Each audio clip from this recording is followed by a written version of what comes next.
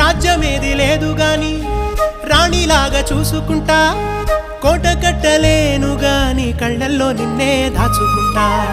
రాత ఎట్లా రాసి ఉన్నా ఆ మార్చి నీతో రాసుకుంటా. స్వర్గమంటూ ఉన్నదంటే అది నీతోనే ప్రతిరోజు పంచుకుంటా.